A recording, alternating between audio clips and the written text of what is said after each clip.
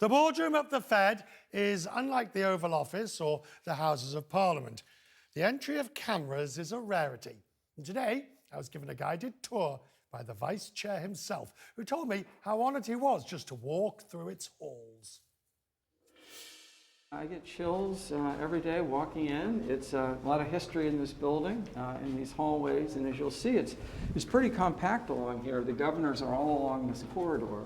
So when I want to see Chair Powell or Randy Quarles or Brainerd or Mickey Bowman, it's not, I have to make an appointment or a 20-minute walk. It's just, you just walk down the hall. Do you really do that? Oh, yeah. Are you popping into each other's office and sort of, have you seen this or coffee for that? Or?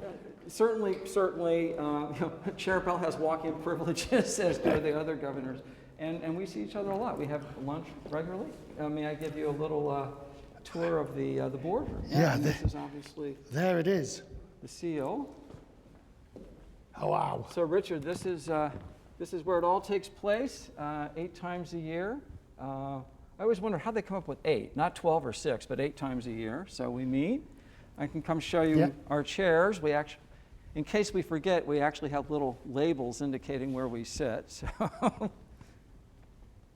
So you'll see this is my seat, and this is Chair Powell and Vice Chair Quarles and Governor Brainerd and Bowman. So we all sit along this Oh, so side. the governor's on this side? The governors are on this side. And then when we have meetings of the full committee, the rest of the committee members, the Reserve Bank presidents, Chicago, New York, Philadelphia, will all sit around the table. And then the rest of the room is filled with staff. So these are big meetings, as you'll see, that fills the room. And is the cut and thrust, or is it, I mean... Excuse me? Is there cut and thrust?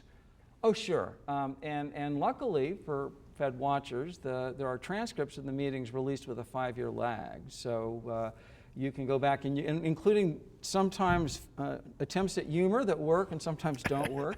I should say, although you should look at these plaques, they're very interesting. This room was actually used extensively during World War II in order to basically to game plan the D-Day invasion. It was done in this room. Read the plaque. The decisions reached in this room during 43 and 44 set the pattern for Allied collaboration for the successful prosecution of World War II.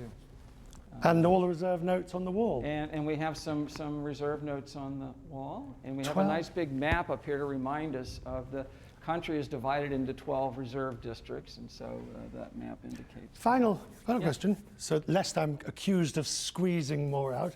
Final question, is it more difficult for you? You used to commentate, you're an expert, an economist. Was it difficult for you to realize that the sort of things you might have said on my program, you can no longer really just as freely say because it'll move markets?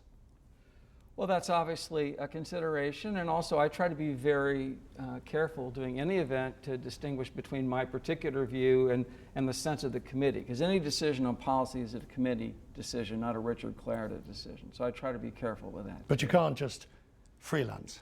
I try not to freelance. Vice Chair, thank you very much. Thank you, Richard. For showing us around. This is absolutely magnificent. Much appreciated. Thank you, sir. Thank you.